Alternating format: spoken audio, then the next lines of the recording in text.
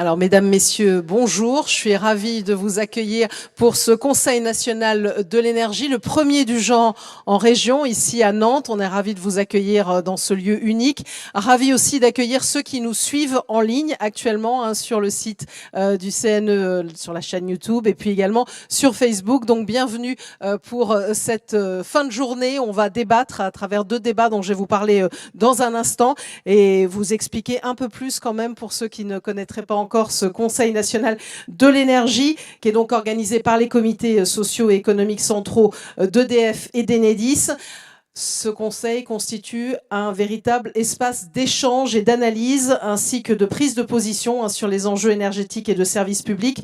C'est une démarche, comme je disais, initiée par les représentants du personnel au sein des CSEC, et qui porte une idée forte, celle d'un service public de l'électricité unifié et renforcé, garant d'une énergie accessible en permanence et s'inscrivant dans le double impératif d'une société post-carbone et d'un pays indépendant énergétiquement. Vous le voyez derrière moi, construire l'énergie publique de demain. Un caractère aussi inédit, puisqu'en fait, il y a une pluralité d'acteurs, des élus, vous allez le voir aussi sur la table ronde, syndicalistes, institutionnels, experts, mais aussi citoyens ou associatifs pour échanger et construire cette démarche plus que jamais nécessaire pour une énergie publique. Vous l'avez vu, vous pouvez rejoindre d'ailleurs le CNE, signer également une pétition. C'est sur le lieu du foyer tout à l'heure, où on se retrouvera aussi en fin de journée. En tout cas, Nantes aujourd'hui, et sûrement pas la dernière à travers toute la France. On aura quelques précisions aussi dans un instant. En tout cas, moi, je suis ravie, et d'ailleurs, c'est pas initié. Le premier avait eu lieu le 17 mai à Paris, je le tiens à le préciser, mais ça est initié depuis une démarche depuis au moins 2-3 ans autour, évidemment, de l'opposition au projet de démantèlement d'EDF. Voilà, c'est pour bien expliquer le concept et vous faire comprendre ce qu'est ce Conseil national de l'énergie. 2 tables rondes, pour vous dire un peu plus pour le programme.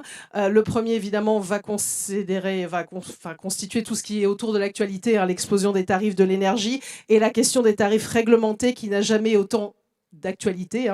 Et évidemment, tout le monde est concerné, les consommateurs, on va en parler dans un instant, les collectivités territoriales, les entreprises privées comme publiques, les bailleurs sociaux. Et donc, on se pose la question, quel tarif maîtriser et quelle sécurité d'approvisionnement pour retrouver notre indépendance énergétique? Ça va être l'objet de la première table ronde. Et puis la deuxième, comme on est quand même à Nantes, c'est important aussi de parler de la région, des Pays de la Loire, avec leurs particularités, évidemment, au cœur de tous ces enjeux énergétiques, avec l'actualité toute récente, l'annonce et la confirmation, la validation par le gouvernement de la reconversion de la centrale à charbon de Cordemais en centrale à biomasse, et puis également le parc éolien de Saint-Nazaire, et puis d'autres enjeux encore, et tout ça on en parlera évidemment. On parlera de mix énergétique et quel service public aussi dans ce contexte. Ce sera l'objet de la deuxième table ronde, et tout ça évidemment vous pourrez poser vos questions, un micro pourra circuler dans la salle, je ferai en sorte de vous laisser évidemment un temps de parole parce que c'est aussi important d'être dans l'échange, puisque c'est l'objet aussi de ce CNE. Je me présente, voilà, Nathalie Croiset, donc je suis ravie d'être avec vous pour cet événement. Merci beaucoup. Alors je vais vous présenter les intervenants de notre première table ronde. Juste une petite remarque, c'est peut-être très masculin, mais promis, on a invité des femmes. Il y aura d'ailleurs une femme sur la deuxième table ronde. Elles n'ont malheureusement pas toujours pu être présentes. Je ne suis pas la caution féminine dans l'histoire, mais en tout cas, je suis ravie de vous accueillir, messieurs. Mais je tiens à le préciser, parce que maintenant, il faut le faire de plus en plus. C'est quand même aussi important. Alors, je fais une présentation dans cet ordre-là. Je commence par vous, Philippe Page-Lemérour, bonjour, qui est secrétaire du CSEC EDF. Évidemment, vous allez apporter votre point de vue sur ce débat. À vos côtés, on est ravis d'accueillir, parce que je parlais tout à l'heure des consommateurs, des clients, et vous êtes engagé depuis un moment aussi aux côtés du CNE sur ces sujets-là. Vous étiez là aussi le 17 mai à Paris. François Carlier, délégué général de la CLCV, donc pour représenter les consommateurs. Hervé Macheneau, merci beaucoup d'être avec nous, ancien directeur de production et d'ingénierie d'EDF, et vous êtes l'auteur du livre La France dans le noir, qui a été réédité. C'est ça, récemment, en novembre, chez Mentora, les belles lettres. Et donc, vous allez nous expliquer, vous, pourquoi, quelque part, ce qui se passe maintenant, vous le voyez venir depuis un petit moment, on va dire. On est ravis aussi d'accueillir monsieur le député Philippe Brun. Bonjour, merci d'être avec nous. Député de la 4e circonscription de l'Eure, avec une actualité, notamment une proposition de loi que vous déposez et dont vous allez nous parler évidemment dans ce débat. Robin Salcroix, merci beaucoup d'être avec nous. Bonjour, conseiller municipal PC de Nantes, délégué à la grande précarité et vice-président de Nantes Métropole, qui va apporter aussi son point de vue, on va dire, sur les collectivités, sur ces enjeux-là. Et puis, last but not least, Frédéric François, bonjour, merci d'être avec nous, secrétaire général du CSEC Enedis. Voilà, comme ça j'ai fait un premier tour pour vous présenter les uns et les autres. Alors je vais vous demander, pour commencer, on va dire chacun en 3 minutes, ça serait vraiment l'idéal, parce que l'objet de cette table ronde, évidemment, je pense que le constat, on va le faire et tout le monde le fait, il est fait depuis déjà 6 mois, même avant, et vous l'avez fait au précédent CNE, on n'est pas là pour être dans le constat, mais pour voir comment faire avancer les choses collectivement, et l'objet de cette table ronde, c'est surtout de parler de solutions. Mais c'est bien quand même, on va dire, de replanter le décor, sachant qu'il y a beaucoup d'actualités. On l'a vu encore hier, les boulangers qui manifestaient à Paris, une vraie crise, on va dire, qui s'installe. Et donc, j'avais envie de vous faire un premier tour de table pour vous demander un peu quels sont les enseignements, on va dire, que vous tirez de la situation actuelle. Je vais commencer par vous, justement, François Carlier, parce que je disais que oui, il faut prendre un micro, que vous suiviez ça de près depuis un petit moment. Je vous en prie. Merci. Alors, je vais surtout parler de l'activité marché de détail.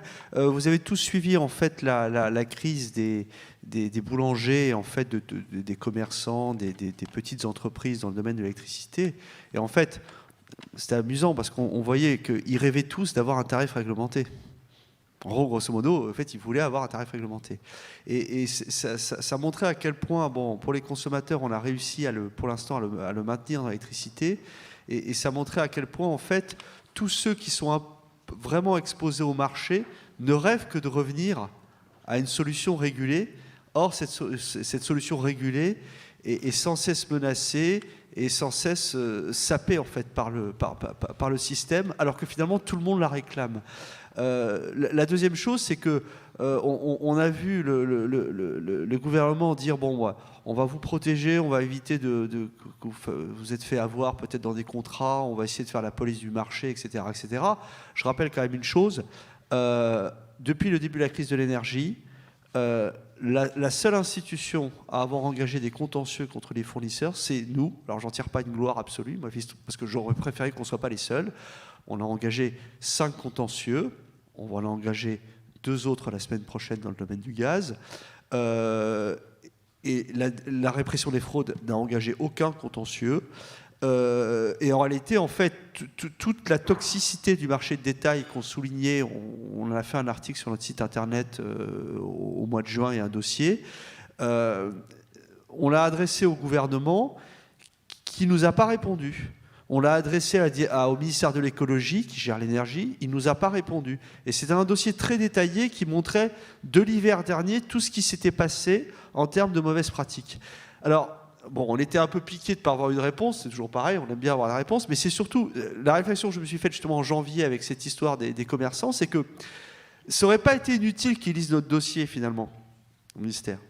Parce qu'ils auraient évité probablement des choses qui ont eu lieu avec les artisans et commerçants, et j'ai envie de dire, une fois que c'est fait, après, pour dénouer, c'est franchement difficile. Donc en fait, voilà ce que je peux dire de manière très très brève. Et puis peut-être le dernier point, c'est que, vous savez, tout le système ARN, système de calcul, etc., là je ne vais pas détailler parce qu'on est très très impliqués là-dedans. On pense par exemple que les fournisseurs alternatifs surdéclarent leur demande ARN de façon massive, au moins de 20 TWh, et que ça déséquilibre complètement un système qui est déjà déséquilibré. Et vous voyez, en fait, pour l'instant, ça ne se voit pas, parce que ça crée des conséquences sur le tarif réglementé, mais il y a le bouclier tarifaire. Il faut reconnaître que le bouclier tarifaire, c'est quelque chose, pour ceux qui peuvent l'avoir. Mais en réalité, c'est parce qu'il y a le bouclier tarifaire que tous les mauvais coups qu'il y a en termes de système de calcul, TRV, ARN, enfin tous ces trucs hyper compliqués, ne se voit pas trop par les citoyens. Il ne faut pas l'objet d'un débat public. Le jour où le bouclier tarifaire saute, je ne vous dis pas, ça va être un truc vraiment de fou. Alors c'est pour ça qu'on essaie quand même de se mobiliser aussi là-dessus. Voilà. Très bien. Premier tour de table, comme je disais, pour planter le décor et puis mieux comprendre, puisque vous étiez présent, vous avez déposé justement, vous dites, des recours sans avoir de réponse, donc en tout cas le suivi par rapport à cette actualité. Robin Salcroix, pour vous faire réagir aussi, vous, on va dire plutôt du point de vue des collectivités et des communes. On parlait là des consommateurs, aussi des clients impactés. Oui, bonjour à toutes et à tous et merci aux organisateurs pour l'invitation à cette table ronde. Peut-être une remarque, c'est que la réalité face à l'envolée des prix de l'énergie, elle touche tout le monde, tous les Français, et quelle que soit d'ailleurs notre fonction, notre métier, elle touche aussi bien les particuliers, les entreprises, on l'a vu avec la situation des boulangers mobilisés hier, et bien évidemment aussi les collectivités. Et quand les collectivités sont impactées par cette envolée des prix, c'est derrière des choses très concrètes, c'est des services publics entiers qui sont menacés. Et ce ne sont pas d'ailleurs les dispositifs mis en œuvre par l'État, dits de bouclier, d'amortisseur, de filet de sécurité. Tout cela n'est pas un bouclier, c'est plutôt une passoire. Parce que beaucoup de communes, beaucoup de services publics passent au travers justement de ces dispositifs d'amortissement de cette crise. Et donc, on est frappé, nous aussi, de plein fouet, et c'est derrière, évidemment, nos concitoyens qui sont impactés par tout cela. Et moi, en tant que vice-président de Nantes Métropole, en tant que aussi citoyen lambda, je ne veux pas d'une France avec des usines à l'arrêt, je ne veux pas d'une France avec des commerces qui ferment ou qui voient le prix de la baguette s'envoler, et je ne veux pas, évidemment, de piscines fermées demain parce que l'énergie aura explosé. Et ce qu'il faut bien que l'on puisse expliquer, évidemment, dans cette enceinte, mais au-delà, c'est que la situation que nous vivons n'est pas liée à la conjoncture. En tout cas, ce n'est pas le facteur principal, la question de la crise géopolitique internationale. Évidemment, il y a des éléments explicatifs. Mais ce que nous vivons aujourd'hui, c'est la crise d'un système. Un système qui organise la spéculation, la dérégulation et la casse du grand service public de l'énergie. Juste peut-être pour terminer mon propos introductif, peut-être un schéma que vous avez vu les uns et les autres à de nombreuses reprises, qui vient remontrer un petit peu ce qui a été fait au système de l'énergie dans notre pays. On a organisé la segmentation, la coupure, l'illisibilité d'un système au service de la spéculation. Et nous aurons l'occasion de le dire tout à l'heure, nous sommes face à une double spoliation. Nous spolions EDF avec le système de l'Arenh. EDF qui est obligé de vendre une partie substantielle de sa production, 25%, à des fournisseurs dits alternatifs. Fournisseurs alternatifs qui ensuite revendent cette production au prix du marché. Et Bruno Le Maire fait le tour d'ailleurs des plateaux télé en étant très fier de lui sur son fameux prix plancher, les fameux 280 € du mégawattheure qu'il garantit comme prix maximum revendu aux petites et moyennes entreprises.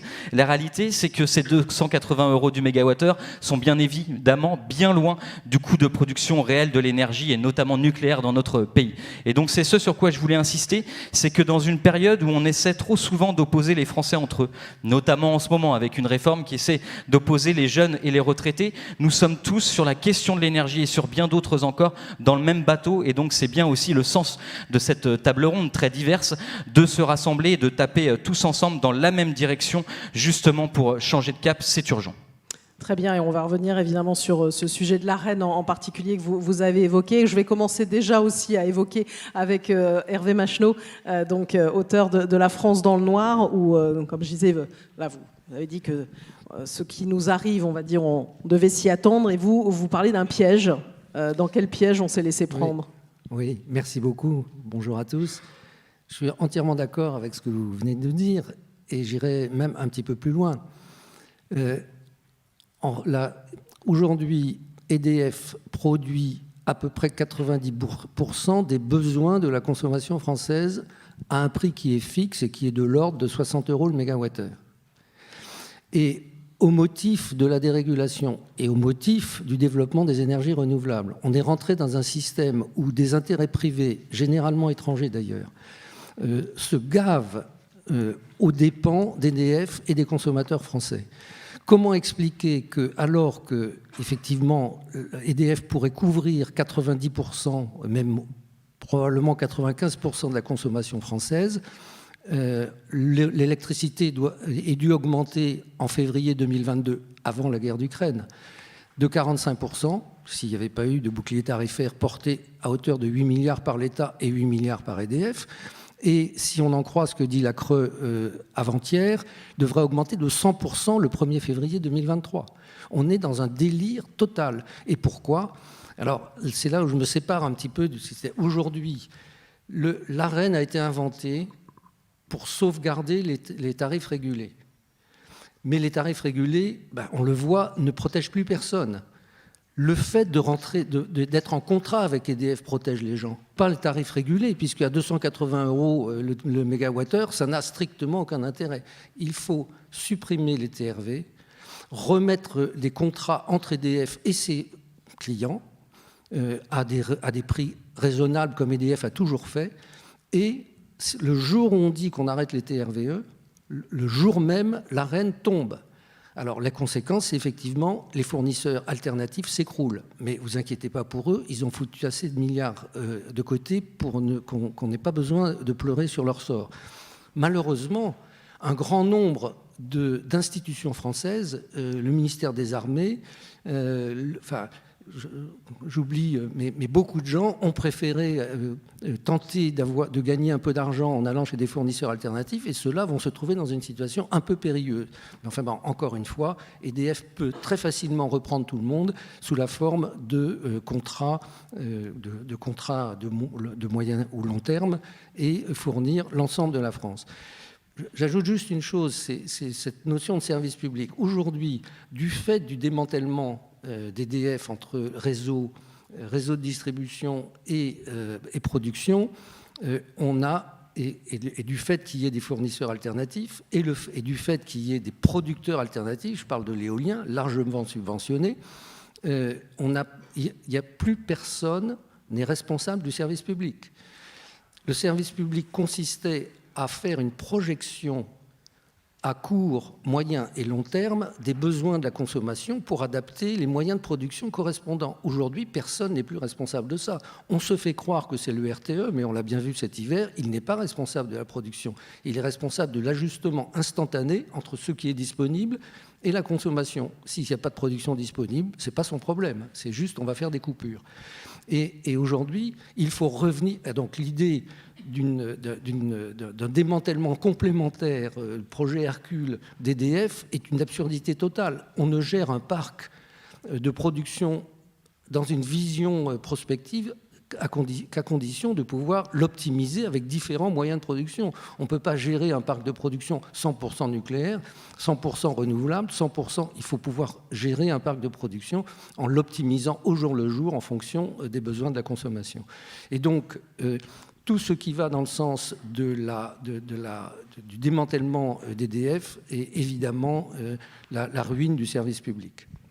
Alors évidemment, je ne vais pas pouvoir faire autrement que de passer la parole, mais je n'oublie pas, monsieur le député, aux représentants d'EDF et d'Enedis. Juste pour le préciser, parce que c'est vrai, comme ce Conseil national de l'énergie est ouvert à tous les citoyens, l'Arenh, ça nous parle à tous, mais en fait, peut-être pour certains, on ne sait pas ce que c'est l'accès régulé à l'électricité nucléaire historique, qui permet aux fournisseurs alternatifs dont vous parliez de s'approvisionner en électricité auprès d'EDF dans des conditions fixées par les pouvoirs publics. Je préfère le préciser, on ne sait jamais, ou ceux qui nous suivent en ligne, c'est toujours bien de faire de la pédagogie aussi sur ces sujets-là. J'avoue que la première fois qu'on m'a parlé de l'Arenh, je ne l'écrivais même pas comme ça, vous voyez ce que je veux dire? Donc comme quoi, il faut avoir aussi... Mais je vous passe la parole, Philippe Page-Leméroux, aussi pour commenter ce qui vient déjà d'être dit dans ce premier tour de table. Oui, alors moi je souscris totalement à une des dernières phrases d'Hervé Magenot, c'est il n'y a plus personne qui gère le service public de l'électricité en France. Et ça, c'est l'aboutissement d'un schéma de désoptimisation, de déresponsabilisation. Le service public, c'est la responsabilité vis-à-vis de la nation, de long terme, vis-à-vis des citoyens, des entreprises, des collectivités locales. La libéralisation, c'est l'inverse. Et donc aujourd'hui, on a une myriade d'entreprises, dont EDF, qui gèrent des affaires de production, de commercialisation, mais qui gèrent en boutiquier. Alors il y a des bons et des moins bons boutiquiers, mais ça reste une affaire de boutiquier. Et aujourd'hui, ce dont on a besoin en France, c'est de retrouver une gestion vraie, de long terme, de vision du service public. On peut d'ailleurs remarquer que comment on a pu arriver à une situation aussi absurde d'avoir des avis divergents entre RTE et EDF sur l'avenir de la centrale de Fessenheim. Enfin, c'est complètement dingue.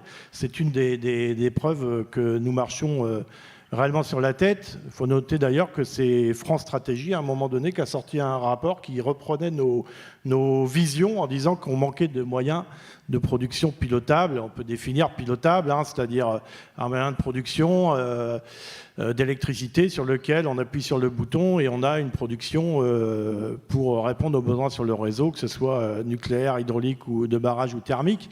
Et donc c'est la grande différence avec l'intermittence et l'incontrabilité,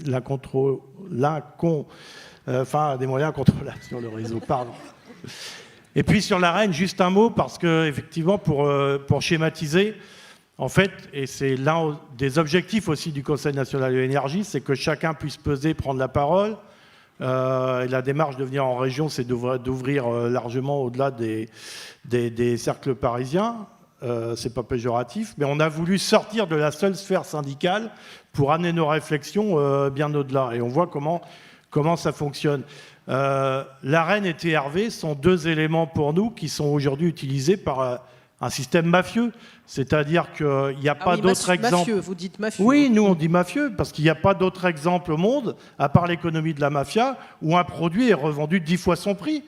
Ça n'existe pas, y compris à celui qui l'a produit. Donc oui, nous sommes dans un système mafieux.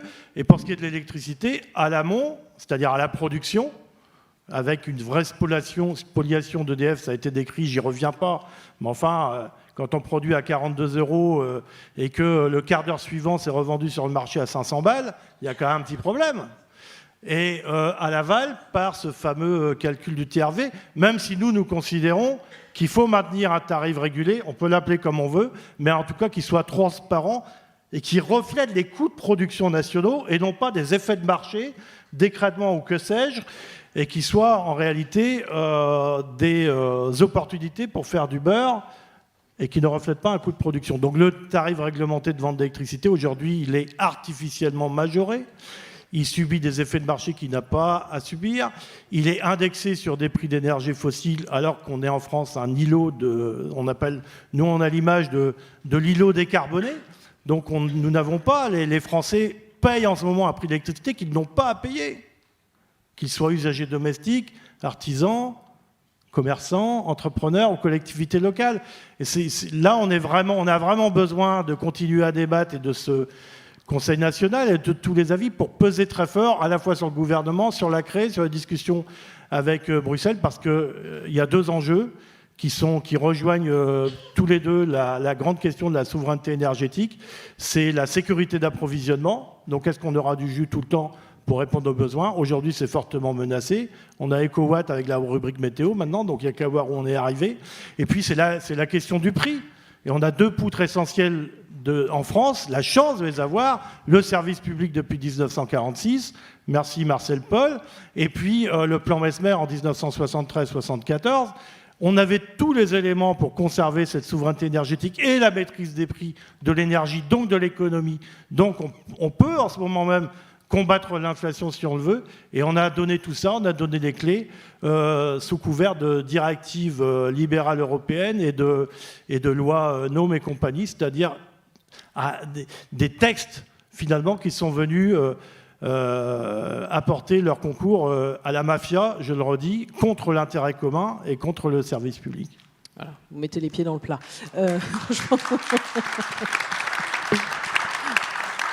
Et visiblement, beaucoup sont d'accord avec vous. Frédéric François, je vous passe la parole pour le CSEC Enedis. Et votre point de vue, déjà, beaucoup de choses ont été dites. Oui, donc je suis là pour le CSEC d'Enedis. Donc la particularité, c'est qu'Enedis est une entreprise filiale à 100% du groupe EDF qui est en charge du service public de la distribution d'électricité. Donc c'est une partie, effectivement, qui concerne les réseaux moyenne tension, HTA, et les réseaux basse tension. La particularité, c'est que Enedis, pour remplir ses activités, bénéficie d'un tarif régulé. C'est-à-dire que tous les 4 ans, il y a une proposition tarifaire de l'entreprise Enedis auprès de la CRE. Il y a différents débats.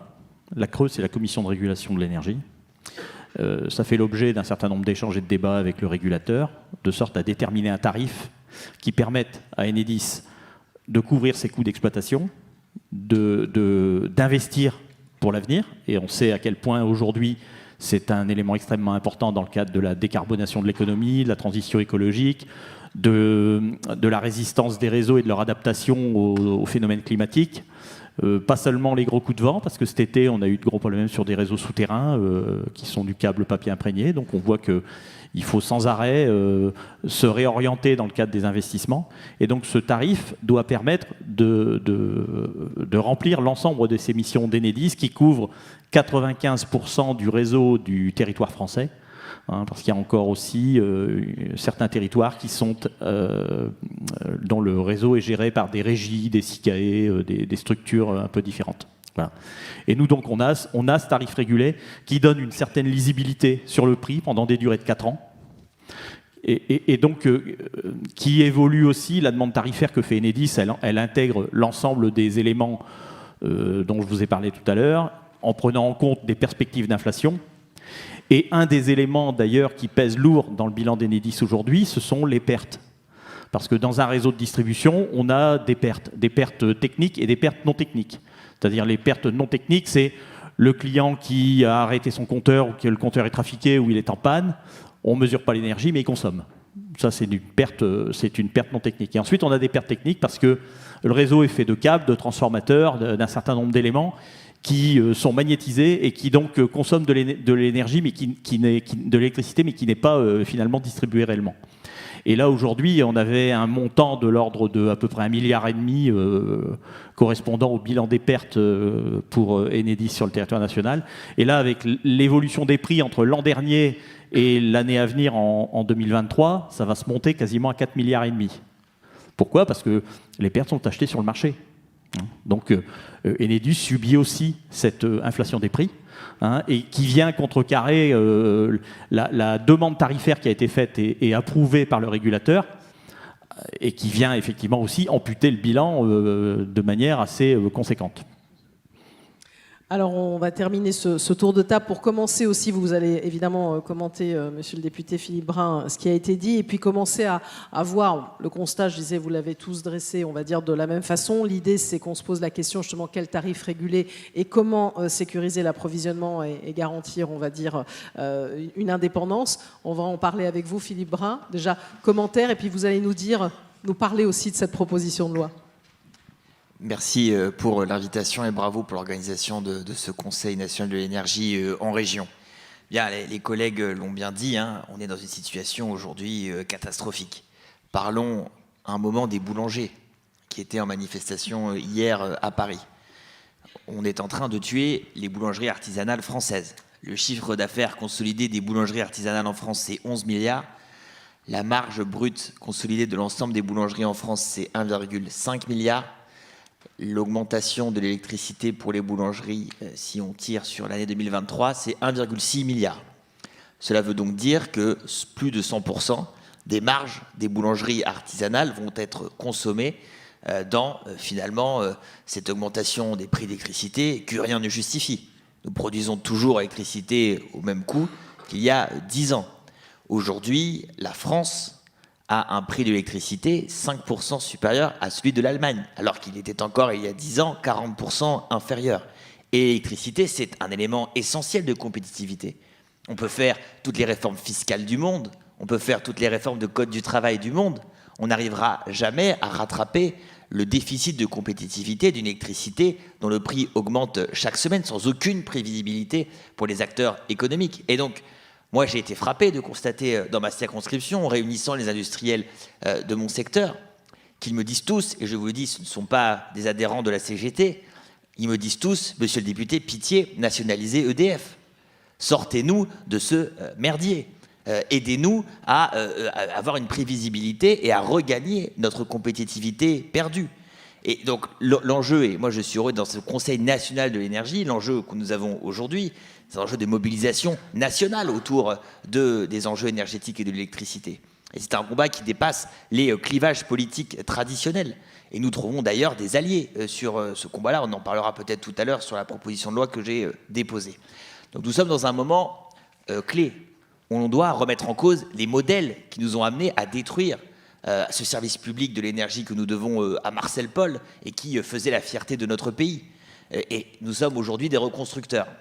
Comment expliquer en effet ce marché européen de l'énergie qui amène à cette tarification au coût marginal?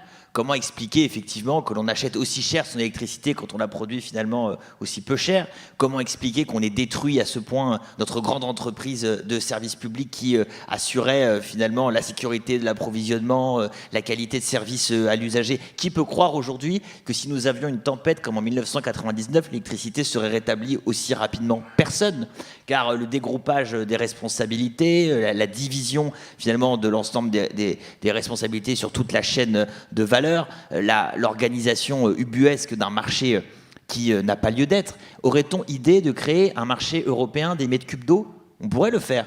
On n'a jamais osé le faire. Aujourd'hui, quand je consomme l'électricité chez moi à Louviers dans l'Eure, elle vient d'où? Elle vient de la centrale nucléaire de Penly ou de Paluel en Seine-Maritime. Et l'eau que je consomme, elle vient de mon château d'eau à côté de chez moi. Il ne viendrait pas l'idée qu'on s'amuse au niveau européen à s'échanger des mètres cubes d'eau. Et puis quand un tuyau pète en Allemagne, du coup, mon mètre cube d'eau, il prend 50% ou 60%. Ça n'a aucun sens. Tout le monde comprend bien que ça n'a aucun sens. Donc il faut aujourd'hui sortir de cette idéologie absolument kafkaïenne qui, malheureusement, gouverne au plus haut niveau de l'État. Et on dit beaucoup l'Europe, l'Europe. Moi, je me suis un peu intéressé là, qui a mis en place ce machin? Enfin, on peut se poser la question, c'est des directives européennes, qui les a écrites? Ce ne sont pas des Allemands qui les ont écrites, ce sont nos élites françaises. Il faut qu'on se pose la question de finalement cet acte, et je le dis là aussi sans esprit d'outrance, cet acte de trahison politique des élites françaises.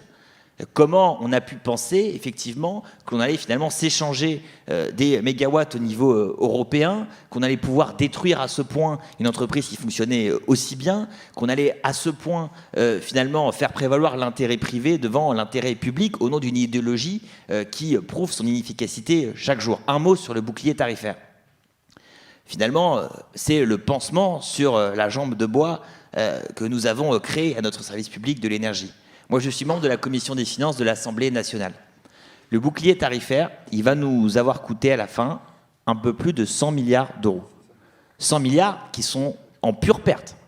100 milliards, c'est ce que nous devons investir, mesdames, messieurs, dans le programme EPR qui a été annoncé et le grand carénage. On est à peu près dans ces chiffres-là. Donc on a mis 100 milliards qui vont dans la poche de je ne sais qui pour finalement contrebalancer un mécanisme de marché totalement inefficient. Et même quand on est extrêmement libéral, on a le devoir à un moment de retirer la prise du secteur quand on voit l'œuvre de destruction. Et donc, la mobilisation des outils des finances publiques, elle est limitée. Qui peut croire qu'on va pouvoir étendre comme ça le bouclier tarifaire aux boulangeries, aux industries, quand on a bientôt 3 000 milliards de dettes? Personne ne peut le croire. Et donc, il y a une urgence de réforme du marché européen de l'électricité. Moi, je suis favorable même à ce que nous suspendions notre participation à ce marché et que nous ayons finalement le retour temporaire à ce que nous avons connu pendant des années, une interconnexion européenne et puis un mécanisme national d'échange qui nous permettrait, en tout cas, de respecter la concurrence actuelle, avant, évidemment, la perspective d'une sortie de ce système concurrentiel, nationalisation des opérateurs alternatifs et retrouver un vrai service public de l'énergie que nous n'aurions jamais dû perdre. Merci à vous. Alors on va vous pouvez applaudir. On arrivera évidemment à votre proposition de loi. On arrive, on va dire, au deuxième tour de table et que j'ai commencé à évoquer. C'est voilà, quelle solution, quoi mettre en place. On a très bien compris que l'Arenh, c'était, si je puis dire, pas votre tasse de thé. François Carlier. Alors, je vais donner la perspective à travers ce que font beaucoup d'États nord-américains et en fait montrer simplement que ça consiste à se débarrasser effectivement de deux choses que sont l'Arenh et ce qu'on appelle la contestabilité. La contestabilité, c'est il faut toujours que le tarif permette à la concurrence de se développer. Parce que c'est ça en fait finalement un des nœuds du problème. Les Américains, les Canadiens, où c'est une compétence par État ou par province, en fait. Hein. Chaque État ou chaque province a son système. Contrairement à ce qu'on pourrait croire, je l'avais dit lors du premier CNE, il y a à peu près un tiers des États américains qui sont monopoles, au moins un tiers. un tiers en concurrence pure, puis un tiers un système hybride à peu près. Et c'est pareil au Canada. Et c'est pas du tout une question d'étiquette républicain-démocrate. Donc en fait, il y a plein d'Américains qui sont restés en monopole, tout simplement, tranquille. Bon. Y compris des États républicains fondamentalement très libéraux. En fait, si vous prenez des systèmes soit pur monopole, soit un peu hybride, qu'est-ce que vous avez? Vous avez par exemple l'État de l'Ontario dans le Canada. C'est essentiellement hydroélectricité et nucléaire. Donc c'est assez proche de la France en termes de mix, de type de mix. En fait, alors eux, ils ne sont pas jusqu'au monopole de monopole de fourniture. Ils laissent de la concurrence, pourquoi pas, mais ils ont un tarif réglementé qui est au coût complet de l'opérateur historique en fait, une sorte de vrai tarif réglementé, vous voyez, bon, au coût complet, c'est-à-dire qui permet les investissements.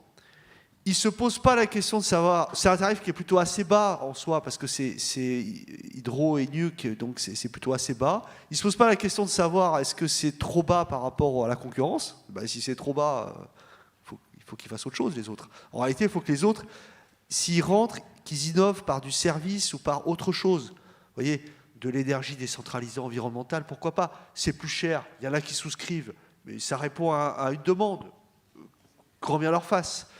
Mais qu'ils ne demandent pas là-bas à que le tarif soit ajusté à la hausse pour qu'en plus il soit compétitif. Ils existent par autre chose que le tarif, et pourquoi pas? Dans des choses un peu décentralisées, écologiques, ça répond à une demande.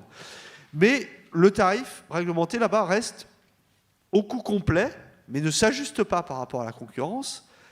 La part de marché de 90%, logique. Il y a quand même les 10% qui existent, qui correspondent à une demande, et qu'elle soit satisfaite. Et l'opérateur historique, évidemment, n'a pas de système d'arène où il doit partager la production avec les autres.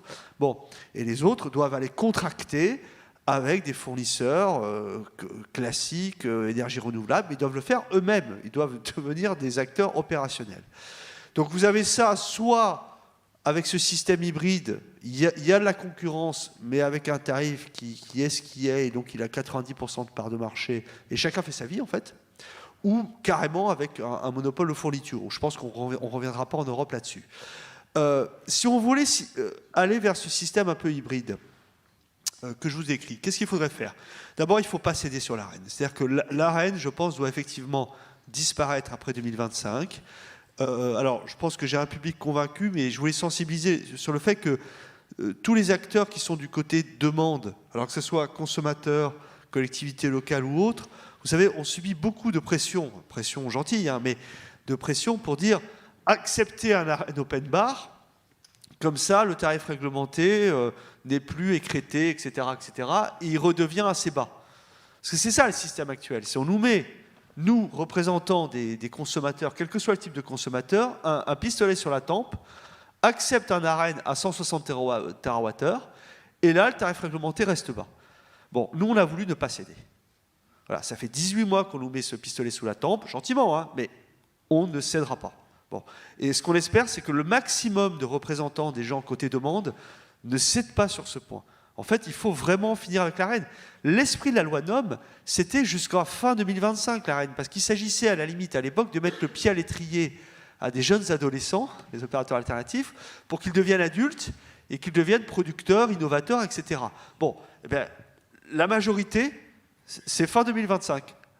Là, on arrête de vivre avec la carte bleue des autres, j'ai envie de dire. Bon. Parce que dans l'ARENE, il y a tout un tas de choses malsaines, etc. J'y reviens pas. Enfin, nous, on est plongé dedans à force. Je suis vraiment beaucoup trop plongé dedans, beaucoup trop. Mais c'est extrêmement malsain. Il y a des failles spéculatives à peu près dans tous les sens que la CRE n'arrive même pas à réguler. Mais donc, il faut en finir. Et ça, c'est vrai que tous les acteurs de la société civile, les parlementaires, il faut vraiment essayer de ne pas céder à ça. La deuxième chose qui est un peu moins connue, c'est la contestabilité. Parce que c'est effectivement, la contestabilité, c'est le truc de dire, même si on supprimait le tarif réglementé, c'est ça le problème, c'est que si EDF faisait un tarif raisonnable, les alternatives sans ARENE seraient bien plus hauts. Et là, il dirait, hop, hop, hop, contestabilité, il faut qu'EDF fasse un tarif là où on est, pour qu'il soit contestable. Alors, c'est une règle qui en fait est issue du droit de la concurrence, mais qui à la base, cette règle, elle existe dans tous les secteurs, mais c'est pour éviter ce qu'on appelle un prix prédateur. C'est-à-dire que tout d'un coup, quelqu'un qui fait un prix largement inférieur à son coût de revient pour tuer toute la concurrence pendant un moment. Mais là, il ne s'agit pas que EDF fasse un prix inférieur à son coût de revient, non, son coût normal, son coût complet. S'il se trouve que c'est plus bas que les autres, ben c'est comme ça.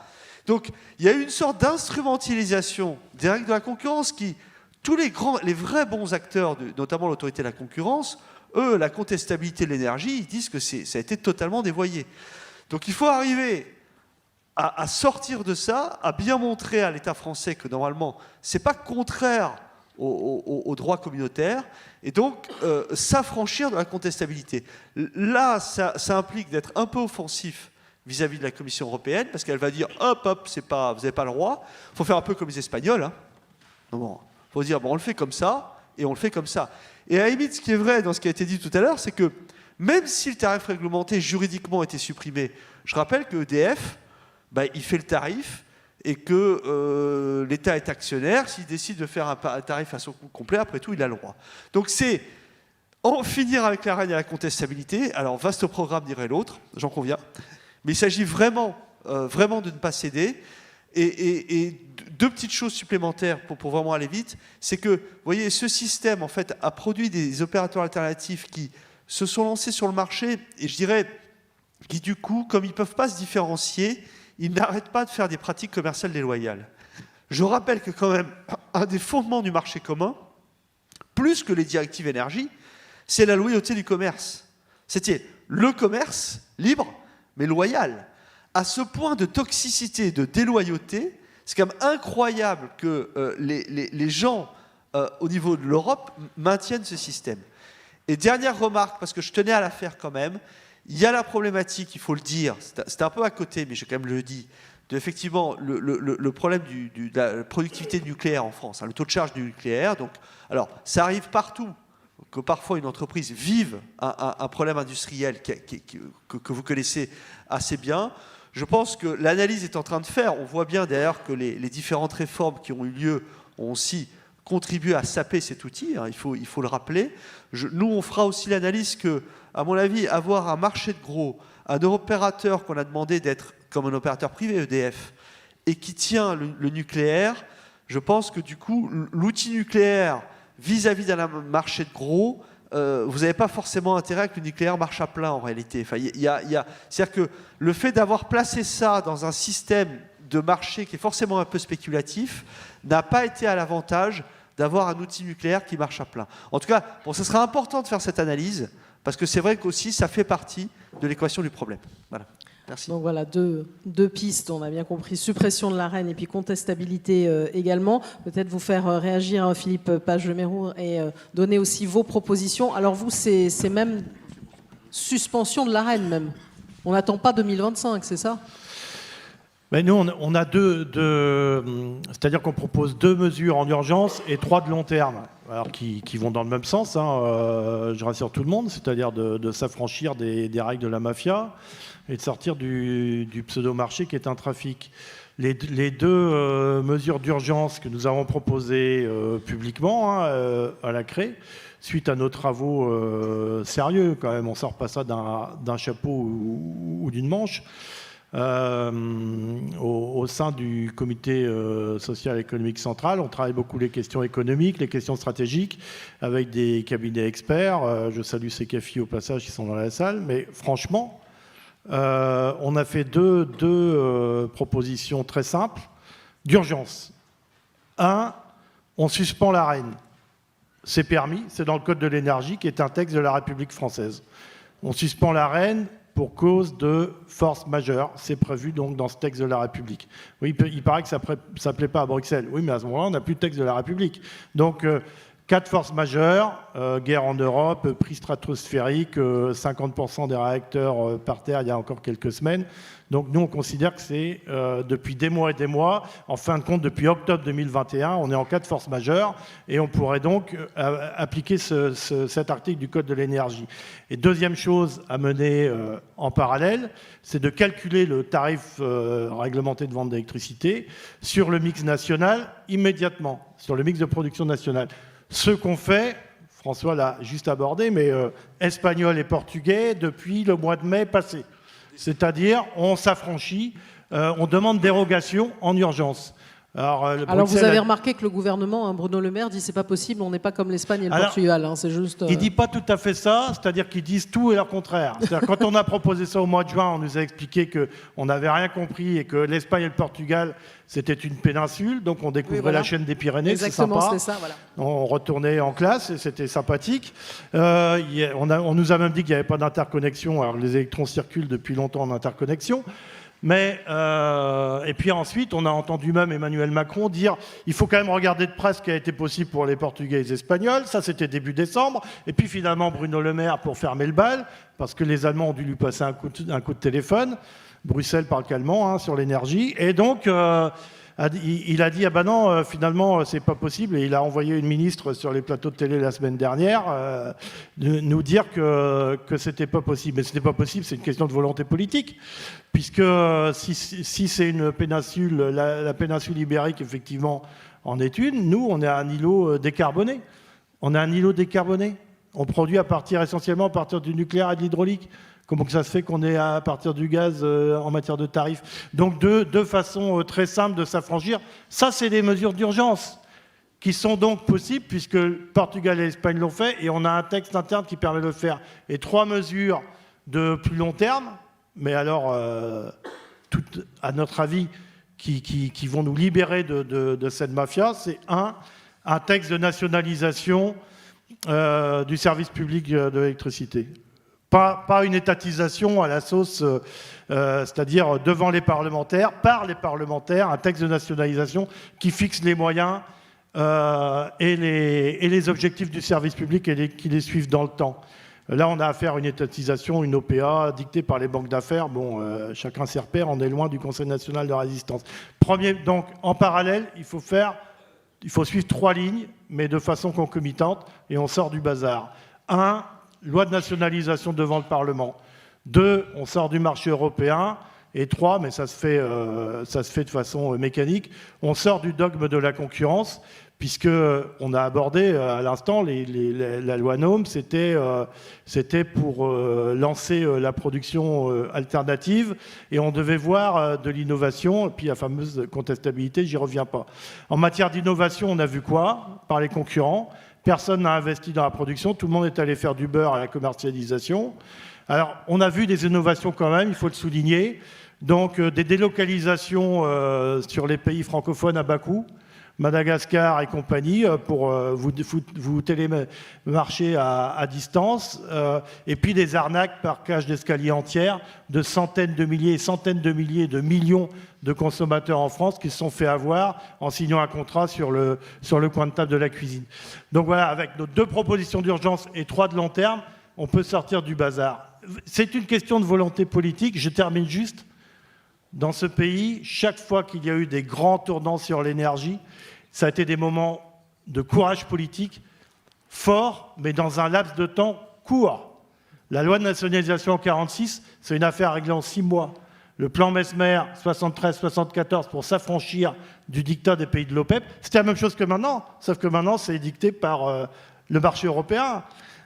C'est une affaire qui est soldée en 6 mois en termes de décision. Donc, on peut le faire. Voilà pour ces propositions de votre part. Vous avez parlé de texte de nationalisation. Vous pouvez réagir. Vous avez parlé de texte de nationalisation. Votre proposition de loi, Philippe Brun? Parce que vous parlez de proposer une vraie nationalisation. Parce que bon, actuellement, l'État est en train de racheter le reste du capital d'EDF et vise un contrôle à 100%. Qu'est-ce que vous proposez? Oui, alors d'abord peut-être rappeler la genèse de cette proposition de loi qui fait suite au rapport que j'ai fait au nom de la Commission des Finances, parce que je suis le rapporteur spécial de la Commission des Finances pour toutes les entreprises dans lesquelles l'État a une participation. Et donc je suis chargé chaque année de faire un rapport pour faire un peu un état de ce portefeuille public. C'est l'argent des Français qui est utilisé dans un certain nombre d'entreprises. Vous avez Orange, évidemment, au premier rang desquelles EDF. Et puis on a un événement exceptionnel cette année, c'est ce qu'on nous a appelé la nationalisation d'EDF. Il y a un discours de la Première ministre au moment de son discours de politique générale, et cette dépense qu'on a inscrite au budget de la nation, 12 milliards pour nationaliser soi-disant EDF, et une annonce d'une OPA à 9,7 milliards. Et puis je me suis dit, mais qu'est-ce que ça cache cette affaire? Parce que ça fait des années qu'on nous parle d'Hercule, le président de la République lui-même dans son programme présidentiel, donc je ne parle pas d'il y a 3 ans, là, c'était cette année, au mois d'avril-mai, il y avait écrit une réorganisation d'EDF. Je me dis, mais qu'est-ce que cela cache? Alors j'ai demandé à Bercy, c'est mon pouvoir de rapporteur spécial, des documents, des plans stratégiques. Qu'allez-vous donc faire d'EDF? On me répond, nous n'avons pas de documents sur EDF. Je dis, ah bon? Il n'y a pas de documents sur EDF. Et le secrétaire général de l'Agence des participations de l'État a osé répondre à l'administratrice de la commission des finances qui travaillait avec moi, lui a dit, non mais vous savez, on connaît bien cette entreprise, on n'a pas besoin de plans stratégiques ou d'études de cabinet de conseil. Alors moi je n'aime pas trop qu'on se moque de moi, et donc j'ai débarqué à Bercy. Et j'ai fait usage de mes prérogatives. C'est l'article 57 de la LOLF qui permet au rapporteur spécial de faire un contrôle sur pièce et sur place. C'est une perquisition.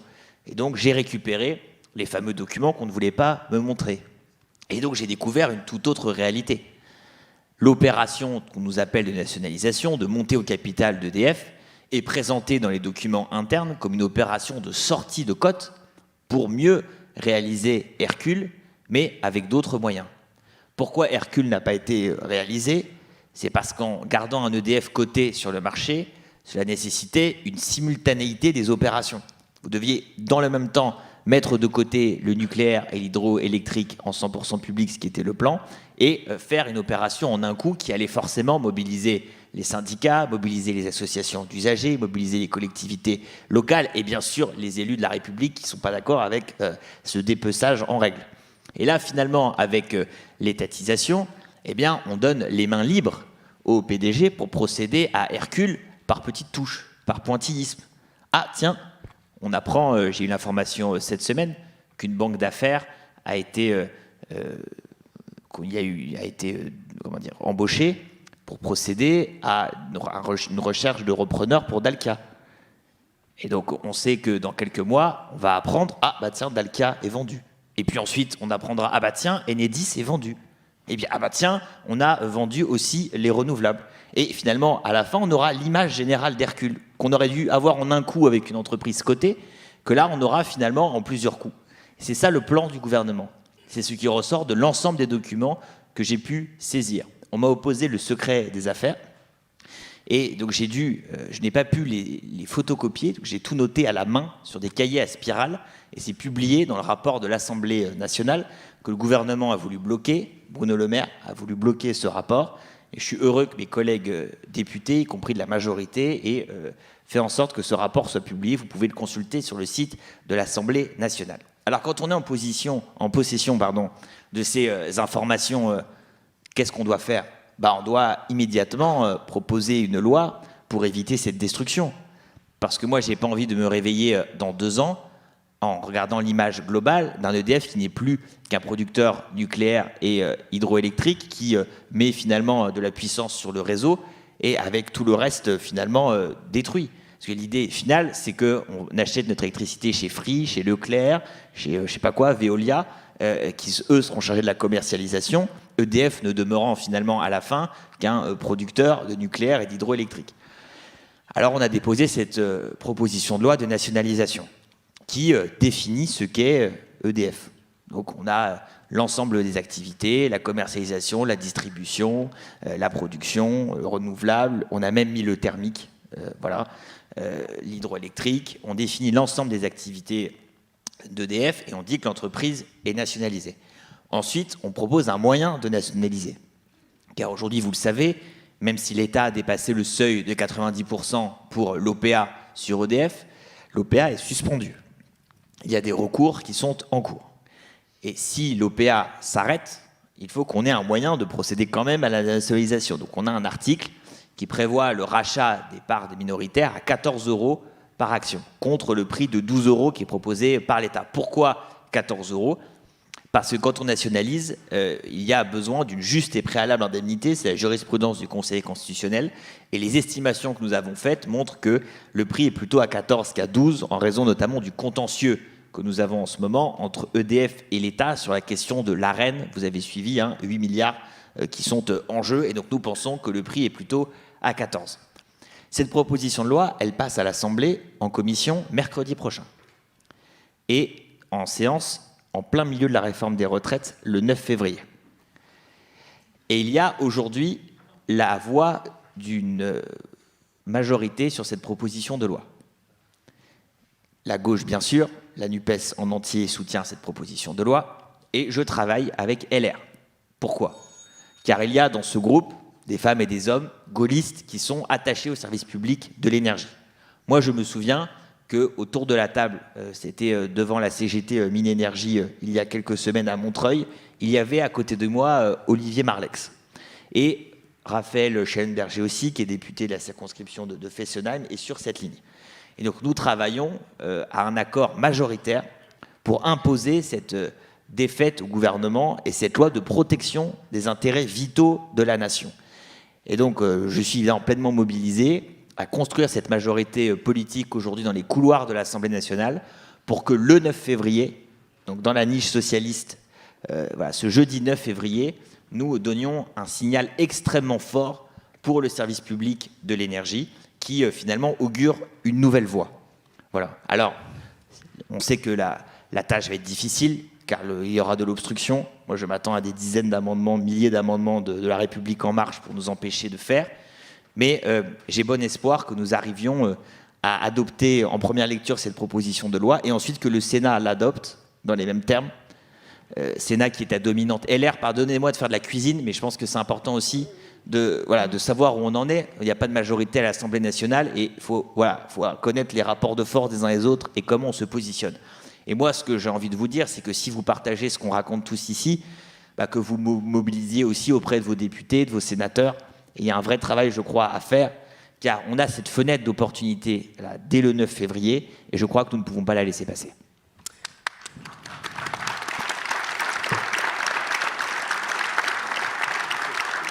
Voilà pour ces propositions et cette actualité qui est très riche. Je regarde ma montre parce que je suis un peu la gardienne du temps dans cette histoire-là. J'ai pas envie de vous priver les uns et les autres aussi d'interventions, sachant aussi qu'il y aura des interventions dans le public et faire en sorte qu'il y ait des questions. Donc je vais faire réagir Robin Salcroix à ce qui a été dit aussi, aux différentes propositions faites. Oui, bien sûr, je ne peux que souscrire aux différents propos des collègues précédemment, et on le voit bien tous ensemble, c'est la question de renouer avec cette vision qui a présidé à la création du grand service public de l'énergie. On évoquait Marcel Paul, ministre communiste, mais l'idée effectivement de pouvoir planifier. À l'heure des défis sociaux, de la crise climatique, on n'a plus jamais besoin justement de ce travail en commun et de corréler les prix de l'énergie avec les coûts de production et aussi avec les nécessités de recherche et de développement dans le domaine et d'investissement. On l'évoquait tout à l'heure avec le système de l'Arenh. En quoi ont investi les fournisseurs alternatifs d'électricité ? Combien d'euros ont-ils investi dans la production ? Très proche de zéro. Donc c'est bien la question de la planification, de la vision et du cap politique que nous avons à partager demain pour le service public de l'énergie. Et évidemment, il va falloir aller chercher loin les soutiens, mais je suis persuadé que pour préserver justement les intérêts de la nation, nous pouvons l'emporter et cela va nécessiter évidemment un gros travail de nos députés et de nos sénateurs. Et puis, il va falloir le dire et aussi mener la bataille d'idées dans l'opinion sur la question, par exemple, de la sortie du marché européen de l'énergie. Là encore, j'en veux peut-être un peu beaucoup à M. Bruno Le Maire, mais quand il nous explique que la sortie du marché européen de l'énergie n'est pas possible, parce que là, cela signifierait la fin de la solidarité entre les territoires et les pays européens. Tout cela, c'est du blabla, c'est faux. Les premières interconnexions, je crois, entre la France, l'Allemagne et la Suisse datent 65, 67 et la création du marché européen, on est dans les années 95. Donc on voit bien aussi qu'il y a des fake news qui sont diffusées dans l'opinion pour nous empêcher d'entrevoir une alternative heureuse à la situation que nous connaissons. Et nous avons besoin, j'en suis persuadé, de réformes heureuses dans ce pays. Nous avons besoin aussi de visions stabilisées, loin des stop and go que nous avons connus ces derniers mois et ces dernières années. Quand on voit la prise de position du président de la République et de ses ministres qui nous expliquent qu'ils sont désormais les grands défenseurs du nucléaire et qu'ils veulent le développer. Mais après combien d'années à s'être acharné à le casser en fermant des outils de production qui fonctionnaient d'ailleurs très très bien. Et donc la période des faux-semblants est terminée, il va falloir qu'on se dise clairement les choses, et aussi à gauche d'ailleurs. Il va falloir qu'on se dise les choses. Il va falloir dire aussi que, effectivement, si on veut affronter le défi climatique de demain, nous avons besoin d'un mix énergétique nucléaire plus renouvelable. Ça, il faut qu'on ait le débat. Il faut qu'on ait le débat à gauche, il faut qu'on aille voir nos amis écologistes, qu'on aille voir nos amis insoumis, nos autres partenaires à gauche, et qui nous expliquent comment on fait du 100% renouvelable aujourd'hui dans notre pays pour satisfaire les besoins. Surtout quand on nous explique qu'il va falloir arrêter les véhicules thermiques et passer tout ça à l'électricité. Alors, quand il ne fait pas très beau, qu'on est la nuit, je ne sais pas comment on fait fonctionner ce pays. Donc on voit qu'on a une bataille d'idées. Il va falloir qu'on ouvre en grand le sujet et surtout qu'on donne de la visibilité. Visibilité, je tourne un peu autour de ce sujet parce qu'on l'a vécu avec le nucléaire, avec des fermetures d'outils de production qui fonctionnaient très bien et puis on nous dit maintenant qu'il va falloir en construire d'autres, c'est tant mieux. Mais on l'a vécu aussi ici dans notre territoire avec la centrale de Cordemais. Je salue les salariés de la centrale de Cordemais qui ont obtenu une victoire stratégique sur le sujet avec la question de la transition écologique de leur outil de production. Je me rappelle encore d'il y a quelques années où on se battait contre les mêmes représentants, notamment du gouvernement actuel, de La République En Marche, de leurs députés dans les territoires, qui nous expliquaient que ce projet-là, qui était soutenu par les salariés, leurs organisations, par aussi la direction d'EDF, il ne fallait pas en entendre parler, que cette centrale était vouée à la disparition.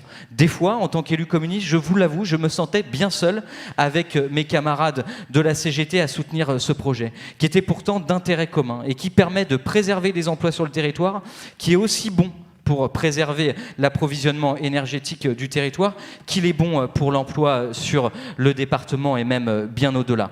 Donc c'est de vision dont on a besoin, c'est d'un cap clair. Et aujourd'hui, nous en manquons tant. Donc il est temps évidemment que nous puissions nous mêler de tous ces sujets. Nous continuerons d'être impliqués, mais je pense aussi que nous avons besoin de se dire les choses, notamment sur le mix énergétique de demain. Parce qu'on ne peut pas confondre électricité nucléaire et renouvelable, et pilotable, pas pilotable. Il faut aussi qu'on écoute les professionnels du secteur. Il faut aussi qu'on fasse confiance un petit peu à la science et au discours rationnel à gauche dans ce pays et que nous assumions justement cette vision. En tout cas, pour ma part et pour ce qui est des camarades communistes, nous assumerons ce cap. Nous allons avoir des débats très importants. Nous pourrons et vous pourrez compter sur le soutien évidemment de nos amis dans le domaine. Mais derrière, c'est bien un sujet éminemment important qui est sur la table. C'est la question de la reprise de la souveraineté sur ce sujet stratégique. On ne peut pas laisser notre pays et les prix de l'électricité aux mains de la dernière centrale à gaz qui est sortie en Allemagne ou ailleurs. Ça, ce n'est évidemment pas possible. Et puis, c'est la question aussi de la compétitivité de nos entreprises. Demain, si on veut que ce pays s'en sorte, il va nous falloir relocaliser des grandes industries, notamment pour mener les transitions et la transition écologique nécessaire. Et pour cela, il faudra une électricité bas carbone et aussi à bas coût. Aujourd'hui, nous avons la chance d'avoir des outils de production justement qui permettent de faire la maille. Il va nous falloir les développer, il va nous falloir mettre les milliards nécessaires pour les mettre en œuvre et évidemment, tout cela va nécessiter un changement de cap évidemment sur les contenus et donc de continuer la bataille nécessaire. Merci. Hervé Machenot, commentaire. Presque tout a été dit. Moi, je reviens sur mon idée parce qu'il se trouve que le think tank auquel j'appartiens a fait faire 2 études par 2 avocats différents auprès de la Commission européenne qui ont tous les 2 conclu que si demain matin le gouvernement français dit « je renonce aux tarifs régulés », l'Arenh tombe automatiquement. Donc, pour avoir une Arenh qui tombe en 2023, c'est le meilleur moyen. Ça ne signifie pas d'ailleurs qu'on ne peut pas, une fois que les choses auront été clarifiées, réorganisées, que EDF sera le fournisseur principal de la plupart des consommateurs français à un tarif qui sera raisonnablement celui de la production, l'EDF nationalisé pourra avoir de la part de l'État des orientations.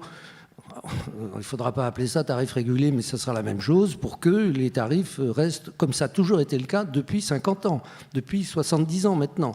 Bon, donc ça c'est la première chose. La deuxième chose, c'est effectivement, je n'ai toujours pas compris, ça fait des mois et des mois que je travaille sur le sujet, qu'est-ce que c'est que le marché de l'électricité européen, à part le fait qu'on est soumis à l'Arenh. Sinon, effectivement, je ne comprends pas ce que ça veut dire, c'est un fantasme. ça fait 60 ans ou 70 ans qu'on a des échanges et des interconnexions avec les pays voisins. D'ailleurs, je rappelle que quand j'étais à Eurélectrique en 1998, j'avais dit, mais attendez, si vous voulez la concurrence à la production, eh ben, écoutez, c'est très simple, augmentons les interconnexions. Et il y a un électricien allemand qui s'est élevé et qui a dit, ah oui, mais attendez, si on augmente les interconnexions, on va être inondé par l'électricité nucléaire d'EDF. Bon, ils ont tout compris. Donc, moi, alors, redites-moi comment ça s'appelle, le deuxième. La contestabilité. La contestabilité, éventuellement, il se trouve qu'EDF a été l'entreprise dont les coûts de production sont les moins élevés. D'où la difficulté à faire naître de la concurrence. Bon. Mais jamais la Commission n'est allée sur le terrain des tarifs prédateurs à propos d'EDF. Et elle n'ira pas. Parce que, effectivement, les coûts de production d'EDF sont, avec la Norvège et la Suède, les plus bas d'Europe. Bon. Et donc, aujourd'hui, je dirais, les concurrents ont obtenu ce qu'ils cherchaient, c'est à faire que EDF soit obligé de vendre, compte tenu de l'organisation de l'AREN et de l'organisation du so-called marché de l'électricité, une électricité plus chère que ses concurrents. C'est totalement absurde. Donc, pour moi, sortir du marché européen, je ne sais même pas ce que ça veut dire. Supprimons l'AREN et on va revenir dans un contexte de fourniture par EDF à ses clients dans des conditions contractuelles. Évidemment, je suis favorable à la nationalisation d'EDF dans les termes qui ont été dits, parce que, je l'ai dit tout à l'heure, le découpage d'EDF, c'est la fin du service public et c'est la ruine des Français, et donc de la France. Le troisième point, c'est, alors j'irai un tout petit peu plus loin, moi, sur le programme nucléaire, parce que, bon, effectivement, j'ai écrit un livre qui s'appelle « La France dans le noir » et qui montre que la réduction des moyens de production de pointe, on a supprimé 60 gigawatts, en 10 ans, 60 gigawatts de charbon en Europe. En France, par rapport au moment où je suis rentré à EDF en 1982, on a supprimé presque 20 gigawatts de moyens de pointe. Donc on a reconstruit quelques sites combinés à gaz, mais ça ne suffit pas. Et donc le renouvelable, je suis désolé de dire, aujourd'hui il y a 250 gigawatts d'éolien en Europe. Quand il y a du vent, comme le 20 décembre, l'Europe est inondée d'éoliens et les prix de l'électricité sont négatifs. Et quand il n'y a pas de vent, comme c'était le cas le 8 décembre, on achète sur le marché à 580 € de l'électricité produite par les usines à charbon allemandes. Donc moi, je considère qu'aujourd'hui, rajouter 1 gigawatt d'éolien en France n'a strictement aucun intérêt, sauf le coût que ça. Parce qu'en Allemagne, on peut considérer que ce coût-là justifie la réduction des émissions de CO2 par les centrales à charbon et à gaz. En France, ça ne réduit rien du tout puisque ça se substitue au nucléaire. Et donc, le dernier point que je voudrais dire pour revenir sur la question, c'est que notre objectif, évidemment pour la France, c'est de refaire ce qu'on a fait la première fois avec un tel succès. Il faut reconstruire un programme nucléaire avec une vraie visibilité, un programme nucléaire qui permette de maintenir le plus longtemps possible, et ça peut durer très longtemps, les centrales existantes, et en construire le plus possible, parce qu'un jour, il faudra bien les remplacer. Et donc, il faut revenir à la situation qui a fait la fortune de la France, en tout cas sur le plan de l'énergie, c'est-à-dire un mix énergétique avec 80% de nucléaire, autour de 12% d'hydraulique, et le reste, si c'est du gaz propre, tant mieux, et si c'est du gaz pas propre, ce sera du gaz pas propre, parce que, je reviens sur une chose, ce ne sera pas du renouvelable. Les pointes ne sont jamais couvertes par du renouvelable, et par conséquent, il faut un parc qui soit capable de couvrir les pointes. Évidemment, je ne vous oublie pas, Frédéric François, pour ce dernier tour de table. Et après, je passerai la parole à la salle. Je me décale légèrement, mais le sujet est quand même suffisamment important pour laisser le temps à chacun de s'exprimer. Allez-y. Bon, au niveau du CNE, on est assez convaincu que la grande idée d'indépendance énergétique ça doit s'asseoir sur une entreprise de service public avec un capital maîtrisé, autour de 3 piliers fondamentaux, une production largement pilotable et largement décarbonée, Ensuite, il ne faut pas oublier derrière les utilisateurs de réseau qui sont des consommateurs, mais aussi aujourd'hui la production décentralisée, hein, parce que c'est une réalité. Et elle s'injecte majoritairement sur le réseau de distribution. Et puis le troisième pilier qui est incontournable et qui doit se développer en même temps que les autres, ce sont les réseaux.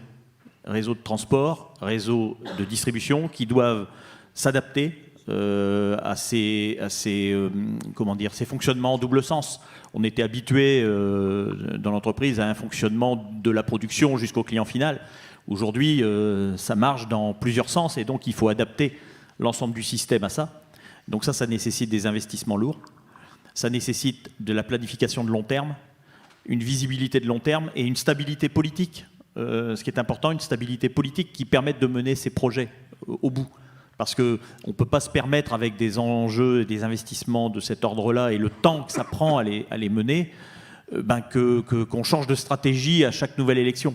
Donc il y a vraiment besoin, qu'on parlait tout à l'heure du plan Messmer, mais plan Messmer, quand même, c'était un gouvernement de droite à l'époque, hein, qui a déterminé le parc électronucléaire français. Cette décision-là s'est poursuivie jusqu'en 1999, et ça n'échappe à personne qu'entre les années 70 et 1999, il y a eu plusieurs alternances politiques qui n'ont jamais remis en question et jamais remis en cause les décisions qui ont été prises. Et donc c'est important de mener l'ensemble de ces projets-là ensemble, parce qu'on ne peut pas produire de l'électricité sans imaginer derrière comment on va l'acheminer jusqu'au client final en prenant en compte l'ensemble des dispositions aujourd'hui du monde moderne avec les nouvelles technologies sur les voitures électriques, le fonctionnement, la décarbonation de l'économie telle qu'elle nous est présentée et engagée jusqu'au moins à l'horizon 2050. Donc on voit qu'on est sur une planification de long terme. 2050, c'est pas demain. Merci à vous pour la présentation de ces points de vue. On n'a pas pu faire venir tout le monde sur scène. On va avoir des interventions aussi depuis la salle, donc un micro va circuler. Jean-Marc Bozani est parmi nous, oui, au premier rang, pour la FNME CGT. Je vous en prie, on va vous... Alors, où se trouve un micro ? Voilà, il va arriver. Là, je vois un micro. Il faut descendre au tout premier rang. Attention de ne pas se casser la figure dans ces escaliers qui sont un peu... qui sont pas idéaux. Je vous en prie. Merci. Bonjour à toutes et à tous. Au nom de la FNME, on tient à préciser surtout que l'énergie, que ce soit du gaz ou de l'électricité, en fait, ce n'est pas une marchandise. C'est un bien commun, indispensable à la vie, indispensable à la paix dans le monde. Or, qu'est-ce qu'on peut constater ? Qu'ils ont essayé de complexifier les affaires sur l'accès à l'énergie. Mais on l'a bien dit, c'est la mafia. La FNME CGT, elle a produit 2 vidéos, main basse sur l'énergie et gaz et flouze à tous les étages, que vous pouvez retrouver sur YouTube. Et là, vous allez voir les mécanismes qu'on essaie d'expliquer là, qui permettent à certains de faire des profits. Et pourquoi ça a commencé dans les années 2000 ?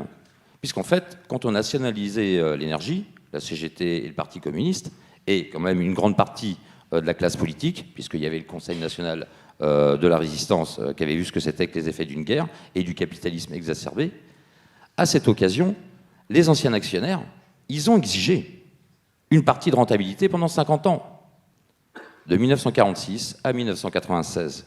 Et après 1996, ces mêmes gros voyous, qui étaient venus de faire de l'argent sans travailler dans l'énergie pendant 50 ans, ils ont essayé de faire un hold-up européen. Et on est en plein dans cette période-là. Et on voit les conséquences aujourd'hui. C'est-à-dire qu'on a parlé des boulangers, mais souvenez-vous, au mois de décembre, c'était les charcutiers et les bouchers qui étaient eux aussi devant le Parlement. C'est-à-dire que toute l'économie, elle est mise à mal parce qu'il y a quelques voyous qui sont venus sur le secteur de l'énergie le transformer en marché. Donc c'est évident que pour notre fédération, la première des priorités, c'est de sortir du marché, de bien expliquer qu'en France, il y a encore 13 millions de citoyens qui sont en précarité énergétique et qu'on a un devoir collectif de faire en sorte que, oui, on soit plus raisonnable sur les modes de production d'énergie, c'est pour ça qu'il faut les maîtriser publiquement, aussi bien sur l'énergie décarbonée que sur le prix, puisqu'on n'est pas contre les énergies renouvelables. Et ce qu'on voit aujourd'hui sur les énergies renouvelables, c'est des profits gigantesques qui sont faits par des groupes privés. Et on a parlé des fonds de pension étrangers, ainsi de suite. C'est une énorme mafia. Nous, il nous semble qu'on n'a pas besoin d'inventer l'eau chaude. Les établissements publics, industriels et commerciaux Ça a permis l'efficacité et la performance des entreprises de distribution du gaz et d'électricité en France. Et n'oublions pas qu'on a eu la chance, en France, on l'a déjà expliqué à certains moments, d'avoir un courage politique pour essayer de travailler la souveraineté et l'indépendance énergétique. Je vous rappelle que malheureusement, on n'a pas vraiment de gisement de gaz, alors que le gaz a une part importante aussi dans l'accès à l'énergie en France, et qu'on a su développer des outils de production qui permettaient de réguler la production en fonction des besoins et qui permettaient surtout d'avoir un coût du kilowatt utile à toute l'activité économique, que ce soit pour les citoyens, les collectivités, les petites et les moyennes et les grandes entreprises. Je rappelle qu'on a développé l'aluminium en France en fournissant à Péchinet des kilowatts inférieurs au coût de revient. Aujourd'hui, ce qu'on peut voir, c'est des multiplications par 4, par 10 du coût de l'énergie des secteurs industriels. Et nous, ce qu'on tient à observer aussi, c'est qu'on avait, en France, réussi à développer les filières industrielles avec les emplois. Or, aujourd'hui, c'est la catastrophe. Enfin, très sincèrement, on nous parle d'environnement tous les jours, et le photovoltaïque ou l'éolien, il n'est pas produit en France. Donc, comment se fait-il qu'en France, qu'en Europe, on n'a pas été capable de se rassembler pour innover dans ce domaine-là et créer des filières pérennes? On l'a dit, on a été capable, en France, pendant des décennies, de produire l'énergie à un prix défiant toute concurrence par rapport à nos outils de production, avec un statut du personnel très avancé, qui incitait les agents à rester dans le secteur de l'énergie, qui les encourageait à se former pour être de plus en plus performants sur tous les secteurs de l'énergie. Or, aujourd'hui, nous, ce qu'on peut voir, c'est un démantèlement entier des filières industrielles. Le pire des exemples, c'était Alstom, avec General Electric. Quand on voit où on en est rendu aujourd'hui, des fiascos techniques et économiques, il est temps, en effet, qu'on arrête le marché, qu'on arrête le hold-up sur l'énergie et qu'on retrouve assez facilement des EPIC. Alors, on l'a dit, un EPIC ELEC, un EPIC gaz, et il nous semble, au niveau de notre fédération, qu'il faut aussi définir un nouveau service public. Alors, je vais juste vous proposer de l'arrêter en 1 minute. C'est encore 2 interventions. Je voudrais des questions du public. Je sais que c'est compliqué à gérer parce que le sujet est chaud, si je puis dire. Un EPIC, un service public qui a vocation à aider tous les acteurs sur la performance économique et énergétique, pour faire en sorte qu'on puisse en effet éviter les passoires de certains bâtiments, ainsi de suite. Mais ça ne peut se faire qu'avec une maîtrise publique. C'est ce qu'on propose et on a différents supports pour aider au débat. Merci. Merci à vous, Jean-Marc Bozani. Alors, où se trouve André Palu de la CFE-CGC Énergie? Je vous en prie, on va vous passer le micro autant que possible en 2-3 minutes. Ce serait super, comme ça va permettre, s'il y a des questions du public, allez-y. Très bien, merci. Bon, la crise de l'énergie que nous rencontrons aujourd'hui, elle est à la fois c'est une crise des prix et une crise de pénurie. Et les choses ne vont pas aller en s'améliorant puisque de toute façon il n'y a plus de gaz russe. Et donc rendez-vous l'hiver prochain. L'hiver prochain, nous serons confrontés à une problématique de gaz. Et nous serons confrontés à une problématique de gaz parce que le gaz, il a été approvisionné en fin 2022. Et il restait encore du gaz russe. Et il y a pas mal de pays qui en ont bénéficié. L'hiver prochain, ce ne sera pas le cas. Et donc, les pays qui fourniront du gaz, ils auront beaucoup plus de demandes et ils ne sont pas forcément en capacité d'y répondre. Donc, la crise est devant nous. La crise est d'autant plus devant nous que l'aléa que rencontre EDF sur la corrosion sous contrainte, elle sera encore présente. Elle va durer 2 ans, 2023, 2024. Et donc, il y aura davantage de besoins en gaz. L'autre point, c'est la question qui se pose aujourd'hui, c'est qu'est-ce que l'ouverture des marchés a apporté aux consommateurs? Voilà. Et ce serait intéressant de faire un bilan des dernières années. Finalement, cette ouverture des marchés, elle a apporté quoi aux Français? Si on écoute un certain nombre d'acteurs, ils nous disent on rencontre une crise passagère, dormez tranquille, Madame la Marquise, on ne change rien. Ce sont les pays d'Europe du Nord. Et ils disent que le marché, il n'a pas failli, c'est juste une crise conjoncturelle. Et donc, ils proposent des mesures cosmétiques, ils proposent des réformettes. Autrement dit, on fait toujours plus de la même chose, sachant que ça ne va rien changer. Et leur objectif, c'est de ne surtout pas changer la primauté donnée au marché. Et puis, il y a d'autres pays du Sud, la France en fait partie, qui disent qu'il faut une réforme. Et il faut une réforme en profondeur. Donc notre position côté CFE, c'est de dire il faut changer les choses de manière radicale.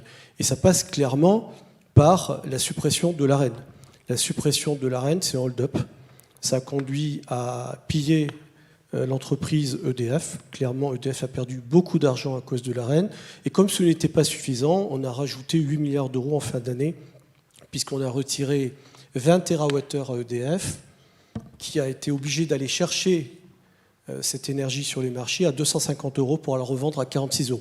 En passant d'ailleurs, l'État a pu passer l'Arenh de 42 à 46, alors que durant des années, c'était impossible d'augmenter le prix de l'Arenh. Donc on peut s'interroger pourquoi au dernier moment, l'État a considéré que ça pouvait être réalisé. Donc pour nous, notre préoccupation, c'est de considérer l'énergie comme un bien commun. Et si on considère l'énergie comme un bien commun, il faut trouver des réponses adaptées à cette problématique. L'autre point, c'est la fermeture du thermique. Si on se retrouve dans cette situation délicate, c'est parce qu'on a fermé le thermique. Et alors même que nos collègues, notamment allemands, ils ont basé toute leur stratégie sur une production ENR plus charbon en base, nous, on a basé notre stratégie sur le nucléaire, le développement des ENR, et on a surtout fermé le peu de centrales thermiques qui servaient à répondre aux problématiques de pointe. C'est-à-dire, c'était pas une problématique de climat, c'était une problématique qui permettait de garantir la réponse à des pics de consommation. Donc cette question se pose aujourd'hui et il va falloir absolument qu'on y réponde. Le dernier point, et je m'en arrêterai là, l'électricité, elle n'est pas stockable. Comme elle n'est pas stockable, en permanence, il faut garantir consommation égale production. Et ce n'est pas avec une énergie produite que par des ENR que l'on va y répondre. C'est juste impossible. L'ENR est intermittent et donc il faut une énergie en base, une production en base. Et la production en base, c'est le nucléaire. Et donc il faut absolument garantir des moyens de production qui passent d'une part par un rallongement du parc en exploitation. Il faut dès à présent viser 80 ans. Il ne faut pas viser 50 ou 60, il faut aller à 80 direct et s'y préparer. Et par ailleurs, par le développement d'un nouveau parc nucléaire, le PR2. Merci à vous, André Palus. Alors j'ai encore, oui, on peut vous applaudir. Une dernière intervention qui est prévue, celle de Magali Viau. Est-ce qu'entre-temps, il y a une question éventuellement dans le public qu'on pourrait prendre? Je regarde juste. Non, il n'y a pas de question. S'il y a une main levée, allez-y. Voilà, comme ça, on va prendre une question et j'oublie pas Magali Viau. Bonjour, Didier Vac pour la CFDT. Je voulais souligner l'unanimité des fédérations qui appuient le projet de nationalisation, de renationalisation d'EDF. C'est quand même quelque chose qui réussit à nous unir et je vous tiens notre chapeau. Autre question aussi, un des absents aussi du jour, enfin en tout cas je n'en ai pas vu aujourd'hui, c'est RTE. On a un Conseil national de l'énergie avec Enedis, EDF, mais on n'a pas RTE. Et je trouve ça un peu dommage. Pour rebondir sur RTE, alors personnellement, je le remets un peu à cause de Fessenheim, puisque effectivement RTE avait prévu qu'on peut se passer de Fessenheim sans problème. On le voit aujourd'hui que ce n'était pas vrai. Mais une question collégiale à l'ensemble des intervenants sur la scène, c'est que pensez-vous d'un possible futur, un rapprochement du gestionnaire du réseau de distribution Enedis et du gestionnaire du réseau de transport RTE? Ça a été souligné, Enedis a un réseau où ça va, ça vient, qui devient aussi un petit peu du transport avec toute l'apparition et la montée des ENR. Et donc, c'est une question qu'on souhaite poser. Merci. Merci. Est-ce que peut-être du côté d'Enedis, on a une réponse à apporter? Il y a une communauté technique entre RTE et Enedis, évidemment, dans le cadre de l'exploitation des réseaux. La particularité, c'est que RTE est propriétaire de son réseau, pas Enedis. Enedis travaille au travers de contrats de concession, donc il y a une structure d'activité qui est un peu différente de ce côté-là. RTE rendait compte à RTE, et pas Enedis. Il rendait compte aux autorités organisatrices de la distribution d'électricité.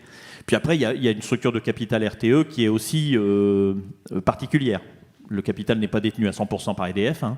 Là-dedans, il y a une compagnie d'assurance et il y a la Caisse des dépôts et consignations qui est une banque. Donc ce type d'actionnaire-là pourrait aussi avoir des exigences de rendement auprès de l'entreprise dont il détient une partie du capital, qui ne serait pas forcément en adéquation avec les exigences d'investissement que le monde moderne nous impose.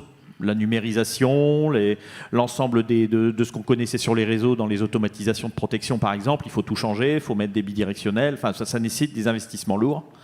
Et donc, le cœur d'un actionnaire, il est plutôt à regarder le rendement de son investissement, alors que la problématique qui est devant nous, elle est plutôt technique. Et je dirais, c'est pour ça que je parlais tout à l'heure de s'intégrer à un grand service public de l'énergie, avec notamment une préservation du capital à des appétits externes, tels que ce qu'on avait pu entendre au travers du projet Hercule pour au moins le fait d'ouverture du capital d'Enedis en particulier. Alors, un petit commentaire rapide, parce que sinon les organisateurs, je suis déjà en train de déborder. Donc. C'est juste une question, parce qu'il me semble, alors je peux me tromper, hein, mais il me semble qu'RTE est un des principaux actionnaires de la bourse, Epexpot, de la bourse de l'électricité. Et j'avoue, j'ai jamais bien compris. Enfin, si c'est vérifié, j'ai pas bien compris. Enfin, il va y avoir une explication de texte, parce que du coup, ça, effectivement, à partir du moment où vous êtes lié à ce type de marché, ça crée une autre vision du monde. Voilà, merci. Merci. Alors, Magali Viau, de la FNME, voilà, on va vous transmettre un micro CGT. Si autant que possible, en 2-3 minutes, ça serait super, parce que là, on va enchaîner après avec l'autre table ronde. Donc, vous voyez, c'est une fin de journée chargée. Allez-y. Bonsoir à toutes et toutes. Alors, je vais essayer de faire court, effectivement. Moi, je vais vous parler du gaz, en fait, parce que quand on parle d'énergie, on parle d'électricité, on parle du nucléaire, on parle de l'hydro, mais on parle très très peu du gaz. Et je vais vous parler de l'importance du gaz dans le mix énergétique, parce qu'aujourd'hui, en France, on consomme autant de gaz que d'électricité. Pour vous donner un ordre de grandeur, on est à 494 TWh de gaz et 424 TWh d'électricité. Donc on a une consommation un peu équivalente. Pourquoi le gaz est important dans le mix énergétique ? Parce qu'il est interconnecté avec les réseaux électriques. Donc ça permet de sécuriser, l'approvisionnement, notamment au travers d'unités qu'on appelle des CCGT, hein, donc des centrales à cycle combiné gaz-turbine, donc qui sont des outils qui sont pilotables et puis qu'on déclenche en fonction de la disponibilité du parc nucléaire, hydraulique, ou bien en grande période de froid. Ou encore quand on a besoin d'eux sur les heures de pointe. Je ne reviendrai pas sur la libéralisation du marché de l'énergie parce qu'on en a parlé. Je pense qu'effectivement, on est tous d'accord pour dire qu'il faut en faire le constat que ça ne fonctionne pas. Je voulais juste indiquer deux choses. Vous parlez d'abord de la péréquation tarifaire, parce que ça, c'est quelque chose dont on n'a pas du tout parlé. C'est en lien avec la planification énergétique qui est nécessaire aujourd'hui, puisque la péréquation tarifaire, ça garantit le même prix de l'énergie électrique ou gaz, quel que soit votre lieu d'habitation. Or, demain, s'il n'y a pas de planification énergétique, eh bien, en fonction de l'endroit où vous habiterez et en fonction du lieu, de l'outil de production qui sera plus ou moins proche de votre lieu d'habitation, eh bien, vous n'aurez pas le même prix d'accès à l'énergie. Et ça, c'est quand même un point très très important à souligner, parce que ça a forcément une incidence à terme sur la facture. À partir du 1er juillet 2023, les tarifs réglementés de gaz vont être supprimés. Et alors ça, c'est dramatique, parce qu'en termes de volatilité des prix, ça ne va faire qu'aggraver la facture des consommateurs, hein, que ce soit des particuliers, des entreprises, des collectivités territoriales. Et ça me semblait quand même important de le préciser. Alors c'est assez paradoxal quand même, hein, puisque l'ouverture du marché de l'énergie, et notamment le gaz, est ouverte depuis 2003 aux entreprises et depuis 2007 aux particuliers. Et pour autant, très très peu sont allés vers les concurrents. Un dernier mot par rapport à la transition énergétique, hein, juste pour dire que le gaz, il est également nécessaire à la transition énergétique. Pourquoi il est nécessaire ? Parce que il y a des infrastructures aujourd'hui qui existent et qui peuvent servir justement, qui doivent être valorisées pour accueillir des gaz renouvelables. Ça, c'est quand même une notion importante qu'il faut indiquer, parce qu'elles n'ont pas besoin d'investissements très lourds pour pouvoir s'adapter aux gaz renouvelables qui seront nécessaires dans le mix énergétique de demain. Un dernier mot justement par rapport aux renouvelables, dont je crois que c'est le député communiste qui avait évoqué tout à l'heure les énergies renouvelables dans le mix énergétique. Robin Salcroix, tout à fait. Merci, j'avais oublié votre nom, je suis désolée. Bon, au moins, là, on a retenu que vous étiez un élu communiste, donc voilà, c'est déjà essentiel. Juste pour vous dire, si vous allez sur le site qui s'appelle Electricity Map, vous allez voir que en termes de CO2, la France n'a pas à rougir par rapport à nos amis allemands, qui eux ont quand même un parc renouvelable qui est très très très développé, parce qu'on n'arrête pas de nous dire que la France est très très en retard sur le renouvelable. Eh bien, nos voisins allemands qui ont un parc de renouvelables très très développé ont des émissions de carbone qui sont nettement plus importante que la France. Voilà. Merci à vous pour cette intervention. Alors, je n'ai malheureusement pas le temps de refaire un tour de table. Peut-être juste en 1 minute, Philippe Page-Lemérour. Donc, on a vu le débat, il est ouvert. Ça ne va pas s'arrêter. Là, on est à Nantes, mais il y a encore plein d'ambitions pour continuer à débattre. Oui, plein d'ambitions pour continuer à débattre. Beaucoup de fierté au nom du CSEC d'EDF et associé à celui d'Enedis, Frédéric est présent. Beaucoup de fierté à pouvoir initier ce type de rassemblement. Vraiment, le Conseil national de l'énergie, à mon avis, il a beaucoup d'avenir. Et puis, simplement aussi dire combien nos propos, me semble-t-il, ont été convergents sur des idées finalement assez simples, mettre fin à la politique de boutiquier, parce que dans les dernières interventions, sur ce qui vient d'être dit, par exemple la fermeture des centrales thermiques d'EDF, ça ne doit rien à la fatalité non plus, c'est une politique de boutiquier. Ce sont les directions d'EDF qui ont décidé, pour des questions de prix fixe, de fermer des centrales, alors que évidemment elles étaient nécessaires pour le réseau national, mais en boutiquier et sans vision de service public, puisque c'est plus le job d'EDF. Ces centrales ont fermé. On faisait référence à RTE et la propriété de RTE. RTE aussi, moi j'en suis convaincu, a raisonné en boutiquier quand ils ont accepté la fermeture de Fessenheim, parce que RTE vend du câble et des onduleurs, donc leurs actifs n'ont pas les moyens de production. Donc il faut mettre fin à cette politique de boutiquier. On est bien parti, parce qu'on a de plus en plus de monde qui converge vers ces options. Et juste pour finir, je pense il y a vraiment à mettre mot à avoir pour guider toutes nos actions. Ça va jusqu'au mix de production, ça va jusqu'au tarif, ça va à tout ce qui a alimenté nos débats aujourd'hui. C'est l'électricité n'est pas une marchandise. On l'a crié dans les rues à l'époque des directives. En 96, 97, il y a 60 000 électriciens et gaziers à Paris, dans les rues de Paris. Il n'y a pas une image aux 20h. Aux 20h, on monte 5 militants de Greenpeace enchaînés à un portail de centrale nucléaire. Et le slogan, c'était « L'électricité n'est pas une marchandise ». Il faut qu'il soit repris partout, parce que malheureusement, 25 ans après, l'histoire nous a donné raison, parce que le marché, lui, il s'en est occupé. Il s'en est occupé.